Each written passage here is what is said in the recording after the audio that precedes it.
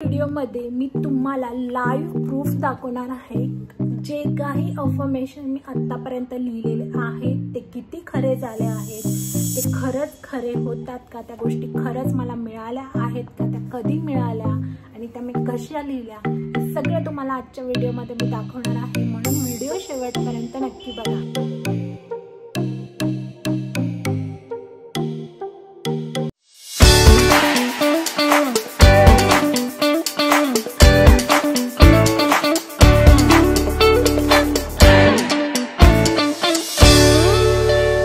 Attraction खरंच आहे का या जगामध्ये आणि तो कसा काम करतो आणि तो प्रत्येकासाठी काम करतो का, तो आपल्यासाठी काम करावं म्हणून काय करावं लागतं, अफर्मेशन्स काय असतात, ते कसे लिहायचे असतात, अफर्मेशन्स लिहिल्यामुळे खरंच आपली स्वप्न पूर्ण होतात का, या सगळ्या प्रश्नांची उत्तरं देणारा हा व्हिडिओ आहे। मी गेले 2-3 वर्ष अफर्मेशन्स लिहत आहे, त्या डायऱ्या सुद्धा मी तुमच्यासोबत शेअर करणार आहे। म्हणजे मी तुम्हाला प्रूफ सुद्धा देणार आहे की त्याचा काय अनुभव आला, खरंच मी जे लिहिलेलं ते मला खरंच मिळालं का आणि ते कसे लिहायचे, त्याची वेळ कोणती, ते लिहिल्यामुळे काय होत असतं, लॉ ऑफ अट्रॅक्शन आपल्यासाठी खरंच कसं काम करतं, या सगळ्या प्रश्नांची उत्तरं मी आजच्या व्हिडिओमध्ये देणार आहे। आजच्या व्हिडिओचा विषय हा माझा खूप आवडीचा विषय आहे, म्हणून कुठेही न थांबता मी व्हिडिओला लगेच सुरुवात करत आहे। अगोदर आपण समजून घेऊयात लॉ ऑफ अट्रॅक्शन म्हणजे नक्की काय।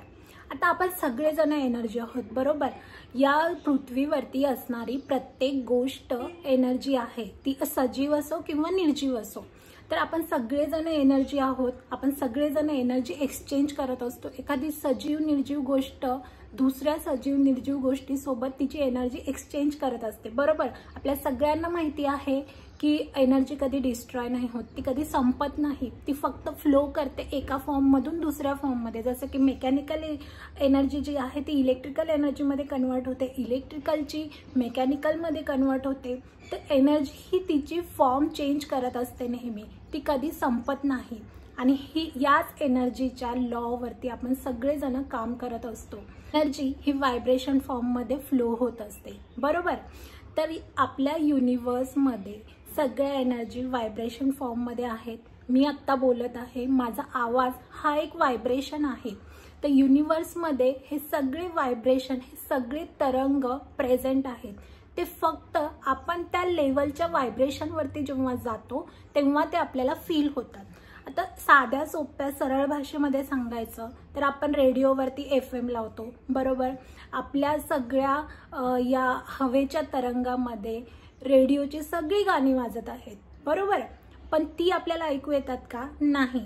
जेव्हा आपण FM लावतो, एखादा चॅनेल आपण सिलेक्ट करतो, त्या चॅनेलला आपण जेव्हा ट्यून करतो त्या फ्रिक्वेन्सीला, तेव्हा आपल्याला ती गाणी ऐकायला येतात। तर त्या फ्रिक्वेन्सीला ट्यून होणं खूप महत्त्वाचं आहे, तेव्हा जाऊन आपण त्या व्हायब्रेशनला पोहोचतो। तेव्हाच आपल्याला या हवेमध्ये, या तरंगामध्ये असलेल्या फ्रिक्वेन्सीला चालू असलेली गाणी ऐकू येतात। तर आपल्या सगळ्यांना माहिती आहे की चॅनेल्स चेंज केल्यावरती गाणीसुद्धा चेंज होतात। तसंच या युनिवर्समध्ये आपण जेव्हा आपल्या भावनांचे व्हायब्रेशन प्रसारित करतो त्यावेळेला युनिवर्स आपल्याला त्या पद्धतीने तेच पुन्हा रिटर्न देत असते। म्हणजेच काय की लॉ ऑफ अट्रॅक्शन कसं काम करतं की तुमच्या ज्या भावना आहेत, तुमचे जे विचार आहेत, त्या भावनांचे, त्या विचारांचे व्हायब्रेशन युनिवर्समध्ये एनर्जी फॉर्ममध्ये जातात आणि युनिवर्स आपल्याला तेच पुन्हा त्याच प्रकारच्या भावना पुन्हा आणून देत असतं। थोडंसं अवघड वाटतंय, अजून एकदा सोपं करून सांगते।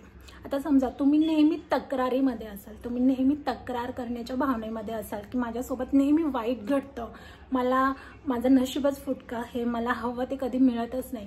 तर युनिवर्समध्ये तुम्ही या निगेटिव्ह व्हायब्रेशन्स, हे निगेटिव्ह इमोशन्स प्रसारित करत आहात आणि युनिवर्स काय करतं, लॉ ऑफ अट्रॅक्शनच्या मदतीने आपल्याला तेच इमोशन, आपण ज्या इमोशन स्टेटमध्ये आहोत म्हणजे तक्रारीच्या आहोत, तर युनिवर्सला हा मेसेज जातो की या व्यक्तीला हे निगेटिव्ह इमोशन्स हवे आहेत, त्याला तक्रार करता येईल अशी सिच्युएशन अजून हवी आहे, तर त्याला ती सिच्युएशन पुन्हा आणून दे। आता हे झालं निगेटिव्ह सिच्युएशनचं।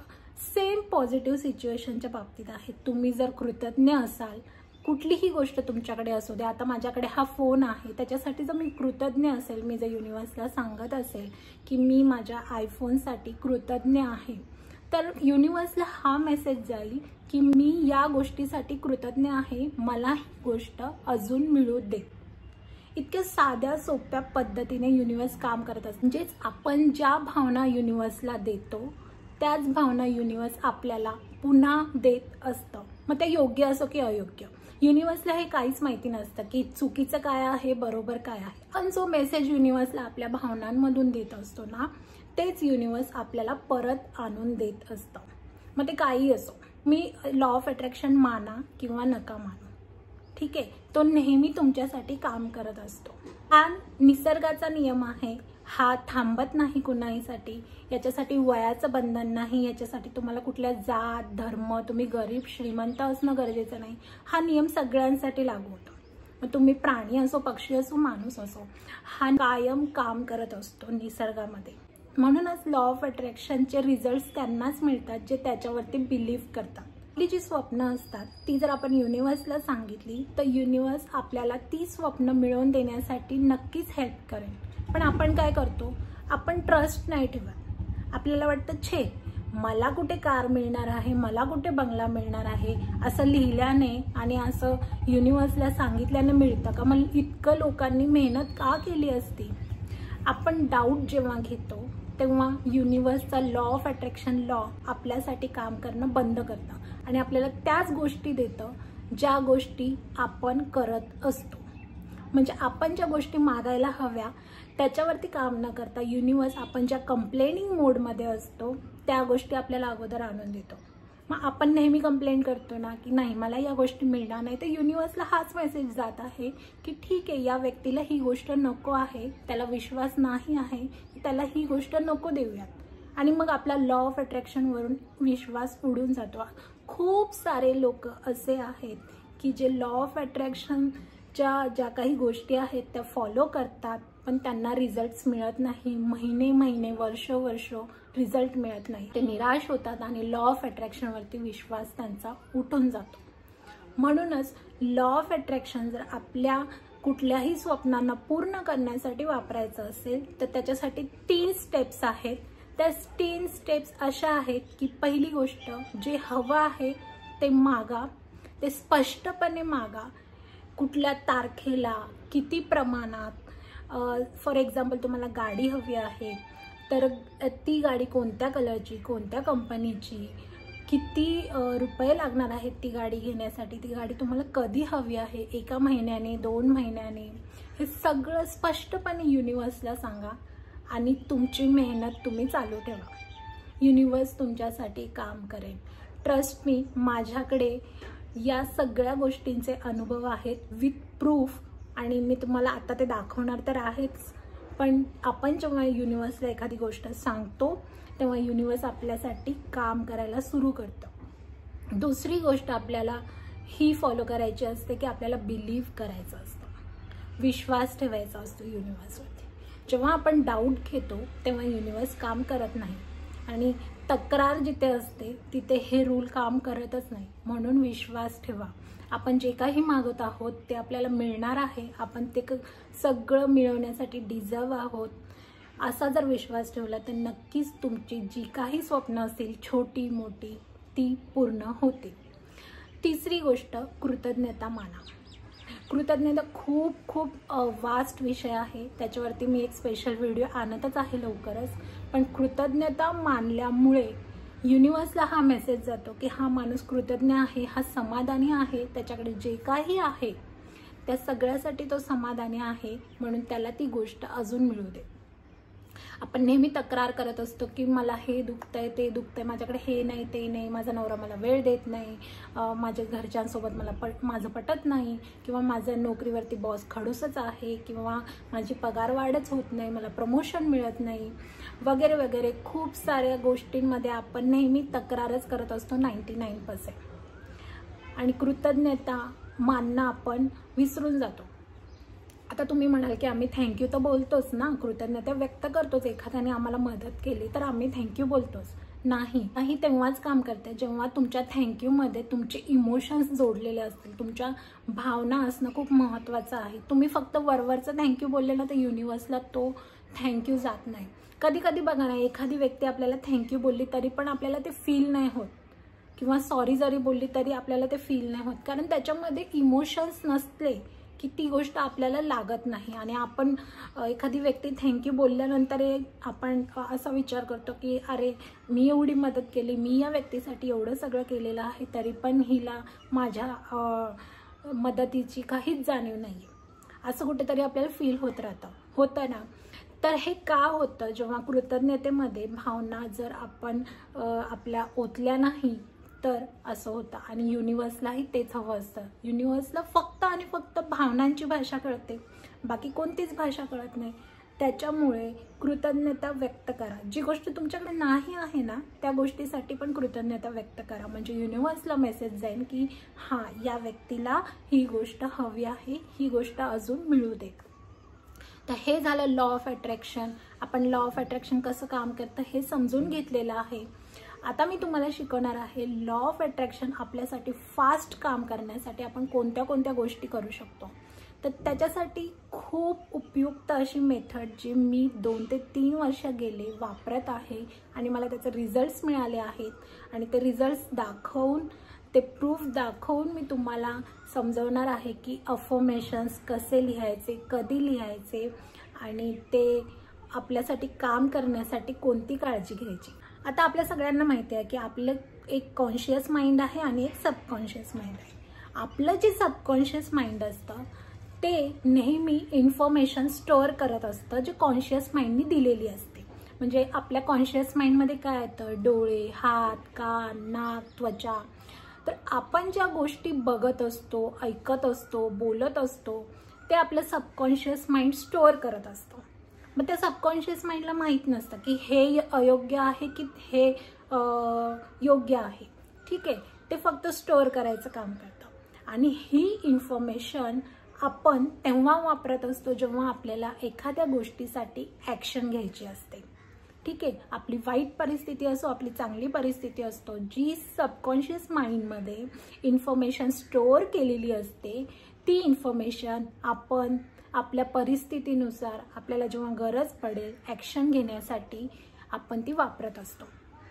मग ही इन्फॉर्मेशन, योग्य इन्फॉर्मेशन असणं किती महत्त्वाचं आहे. आता समजा तुम्ही बाईक चालवत आहात, ठीक आहे, आणि बाईक चालवताना तुमच्या सबकॉन्शियस माइंडमध्ये ही इन्फॉर्मेशन स्टोअर असेल की बाईक डायरेक्ट 4थ्या गिअरवरती टाकून स्टार्ट करायची किंवा अर्जंट ब्रेक मारायचा, आणि जर कुठे स्पीड ब्रेकर आला तर थांबायचं नाही, फास्ट करून पळवायची बाईक. अशी जर इन्फॉर्मेशन स्टोअर असेल तर काय होईल? ॲक्सिडेंट होतील, बरोबर? किंवा तुम्ही डायरेक्ट 4थ्या गिअरवरती जर बाईक चालू करणार असाल तर ती स्टार्ट नाही होणार, नाही तर काहीतरी ॲक्सिडेंट्स येऊ शकतात, बरोबर? प्लस माइंडला कोणती इन्फॉर्मेशन स्टोअर असणं खूप महत्त्वाचं आहे. जेव्हा आपल्याला बाईक चालवायची असेल तर बाईक स्टँडवरून काढा, त्याला चावी लावा, ती स्टार्ट करा. हे सगळं बेसिक इन्फॉर्मेशन सबकॉन्शियस माइंडला असणं गरजेचं आहे, तर ॲक्सिडेंट होणार नाही, बरोबर? स्पीड ब्रेकर जर आला तर ब्रेक मारा. तर सबकॉन्शियस माइंडला योग्य माहिती देण्यासाठी आणि आपल्या लाईफमध्ये करेक्ट ॲक्शन घेण्यासाठी आपल्याला त्याला स्वयंसूचना देणं खूप गरजेचं आहे. फॉर एक्झाम्पल, आपण जर सकाळी उठल्यानंतर जर असं बोलत असू की आज ना माझं डोकं दुखतंय, आणि दिवसभर आपण ते वाक्य 10 ते 15 वेळा रिपीट करू की आज माझं डोकं दुखतंय, आज माझं डोकं दुखतंय, आज माझं डोकं दुखतंय. सबकॉन्शियस माइंडला मेसेज काय जाणार आहे की येस, या व्यक्तीचं डोकं दुखत आहे. आणि जे ते दुखतही नसेल तर ते खरंच दुखायला स्टार्ट होतं. हा अनुभव तुम्हाला कधी ना कधी तर आलाच असेल, बरोबर? ते सबकॉन्शियस माइंड असं काम करत असतं की त्याला योग्य अयोग्य कळत नसतं. त्याला फक्त मेसेज मिळाला की हां, ही गोष्ट या व्यक्तीच्या बाबतीत करायची आहे, ती आपल्याला वारंवार ऐकू येत आहे, तर ती गोष्ट करायची. म्हणून स्वयंसूचना देणं खूप महत्त्वाचं आहे. स्वयंसूचना देण्यासाठी त्या पॉझिटिव्ह असणं, त्या करेक्ट इन्फॉर्मेशन असणं ते खूप महत्त्वाचं आहे. त्याला बोलतात अफर्मेशन.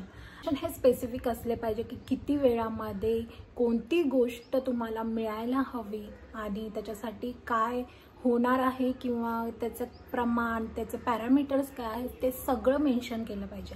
आता मी तुम्हाला एक्झाम्पल दाखवते. माझ्याकडे काही अफर्मेशन्स आहेत जे मी माझी प्रेग्नन्सी कन्सीव्ह होण्याच्या अगोदर लिहत होते की मी प्रेग्नन्सी कन्सीव्ह होऊ दे नॅचरली, आणि माझं बाळ जे असणार आहे माझ्या पोटामध्ये ते सुरक्षित असू दे, आणि भरपूर काही गोष्टी मी लिहिलेल्या तर मी तुम्हाला आता दाखवते, आणि त्या खरंच कधी खऱ्या झाल्या ते सुद्धा मी तुम्हाला. इथे मी 25/3/2022 लिहिलेली ही काही अफर्मेशन्स आहे. त्याच्यामध्ये मी पहिलं वाक्य लिहिलेलं आहे की माझी ओव्हल्यूशन प्रोसेस नैसर्गिकरित्या झाली आहे आणि फर्टिलायझेशन झाले आहे. ठीक आहे, तर हे प्रेग्नन्सी रिलेटेड सेंटेन्स आहे. जे कन्सीव्ह करत असतील त्यांना या प्रोसेस माहिती असेल की ओव्हल्यूशन प्रोसेस काय असते, फर्टिलायझेशन काय असतं. तर मी ते लिहिलेलं आहे. माझी इम्प्लांटेशन प्रोसेस ही नैसर्गिकरित्या अतिशय उत्तम चालू आहे. म्हणजे आपल्या शरीरातल्या काही क्रिया आहेत ज्या प्रेग्नन्सी कन्सीव्ह होण्यासाठी व्हायला लागतात त्या मी तिथे लिहिलेल्या आहेत. परत मी हे सुद्धा लिहिलं आहे की मार्च 2022 हा माझा प्रेग्नन्सीचा पहिला महिना आहे. तर आता हे मी अफर्मेशन्स कधी लिहिलेले आहेत, मार्चमध्ये हे लिहिलेले आहेत मी 25 मार्च. ठीक आहे, त्याच्यानंतर मी अफर्मेशन्स लिहत राहिले, डेली अफर्मेशन्स लिहिले न चुकता, तुम्हाला दाखवते. त्याच्यानंतर इथे 3/6 इथे तुम्हाला तारीख दिसेल, मी पेन्सिलने लिहिलेलं कारण तेव्हा पेन संपलेला त्या दिवशी. तर त्या दिवशी मी माझी प्रेग्नन्सी डिटेक्ट झाली होती, आणि मी इथे बघा तुम्हाला दिसेल 4 जूनला मी इथे लिहिलेलं आहे, welcome my baby in the beautiful world. तर 3 तारखेला माझी प्रेग्नन्सी कन्सीव्ह झालेली आहे. हे मला टेस्ट केल्यानंतर कळालं, तेव्हा मी लिहिलेलं आहे. तेव्हा काही मेडिकल प्रोसेस होत्या, सोनोग्राफी करायची असते, त्यामुळे मला त्या दिवशी अफर्मेशन लिहायला जमलं नाही. तर ते पेज ब्लँक आहे, पण मी त्या दिवशी मी प्रेग्नन्सी कन्सीव्ह केलेली. तर सांगायचं तात्पर्य आहे की मी 25 मार्चपासून अफर्मेशन रेग्युलरली डेली लिहत होते, आणि त्याचा रिझल्ट मला जूनच्या अगदी 3 तारखेला रिझल्ट मिळाला. तर आपण जे लिहितो आणि आपण ते कंटिन्युअस विश्वास ठेवून लिहत असेल तर त्याचा रिझल्ट खरंच मिळतो. आता हे एक अफर्मेशन झालं. मी तुम्हाला दुसरं सुद्धा दाखवते जे खरं झालेलं आहे. आता इथे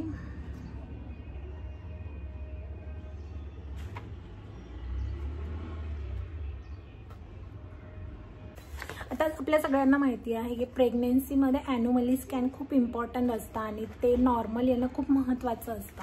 तर त्याच्यासाठी म्हणजे मी प्रत्येक सोनोग्राफीसाठी अफर्मेशन लिहायची. तर ॲन्युमली स्कॅन्ससाठी सुद्धा विथ स्पेसिफिक डेट आणि व्यवस्थितपणे इथे लिहिलेलं आहे की ते माझ्या सगळ्या टेस्ट नॉर्मल आहेत, माझं बाळ नॉर्मल आहे आणि हेल्दी आहे वजन पोटामध्ये, ते सगळं मेन्शन करायचं. मी तुम्हाला इथे माझे रिपोर्टसुद्धा अटॅच करून दाखवते की माझे रिपोर्टसुद्धा किती छान नॉर्मल आलेले.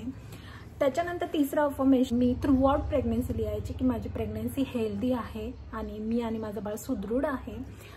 माझं टचवूड की मला प्रेग्नन्सीमध्ये कधीच वॉमिटिंग होणे किंवा जे काही त्रास होतात बायकांना ते कधीच झाले नाही.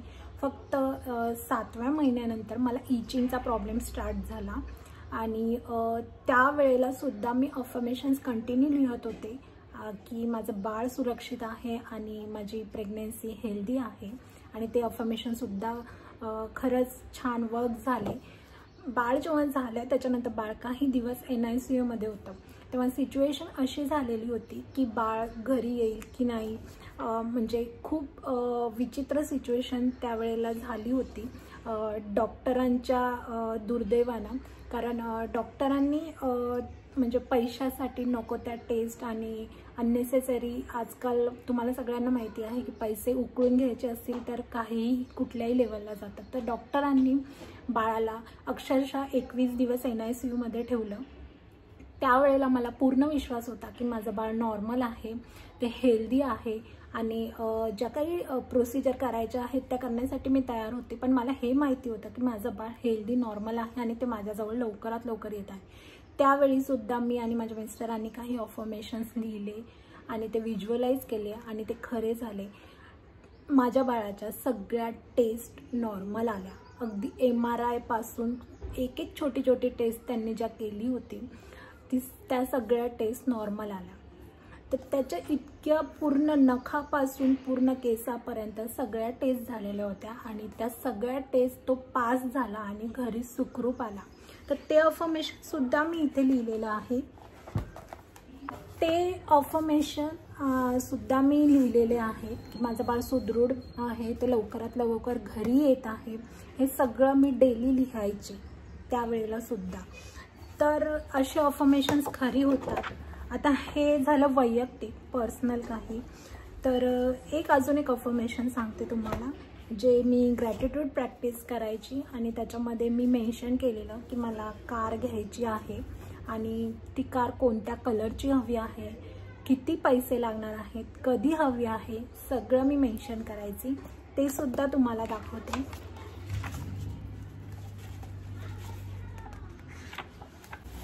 तर मी इथे कारचं सुद्धा अफर्मेशन लिहिलेलं आहे की मी येत्या 3 महिन्यांमध्ये ऑरा हुंडाई ब्ल्यू टेल कलरची नवीन कार माझ्या नावावरती घेत आहे. आणि ही गोष्ट माझं बाळ 6 महिन्याचं पूर्ण झाल्यानंतर माझ्या बड्डेच्या दिवशी आम्ही ही कार सेम कलरची सेम कंपनीची घेतलेली आहे. तर अफर्मेशन्स हे इतके खरे होतात. तुम्ही त्यांच्यावरती विश्वास ठेवणं खूप महत्त्वाचं आहे.